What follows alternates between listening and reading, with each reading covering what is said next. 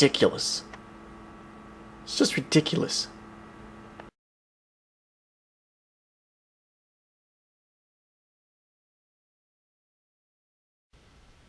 Hey guys, thanks for checking out this little behind the scenes on some of the more interesting shots I did for the latest Equestrian Innovations commercial, the Portal to Equestria.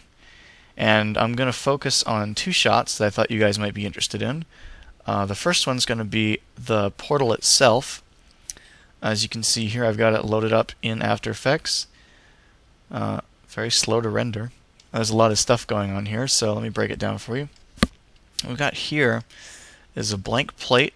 I just shot the side of my house and made some noises, and then I threw my camera into the grass. Don't do that at home, by the way.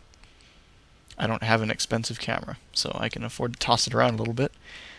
And what I did was I took a single rendered frame of the portal model that I built in 3ds Max, and I tracked it into the shot with a program called Mocha, which is a planar tracker. What that means is it'll track an area of a shot rather than a single point, which gives a much better result. The reason I didn't do it in a 3D tracker program like Buju was that I actually did a small test, as you can see here, and it worked pretty well, but then I got to this shot and then I realized that I didn't need that level of, a headache or that level of control. Other than that, there's not really much to it. We just got a single rendered frame here, the portal, with a bunch of effects nodes applied to it. If I turn these off real quick, you can see it doesn't really match the scene very well. The colors are all off, but if I slap these all back on, colors get faded a bit. There's a shadow on the wall, and the grain is matched. So it works much better. The flare that you can see here is a video copilot plugin called Optical Flares. And that's it. That's basically all that is. And the little particles flying out is another plugin called Particular from Trapcode.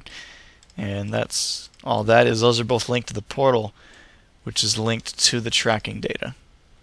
And that's pretty much it. And Project Alicorn stands for nothing. It's just a word I put there. It means nothing.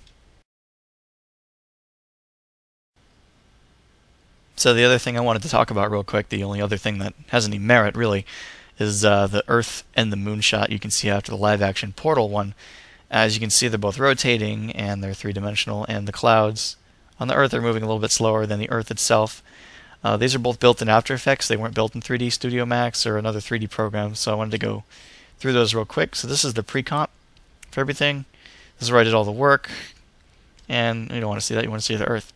So here's the Earth, and basically all we got here is two textures.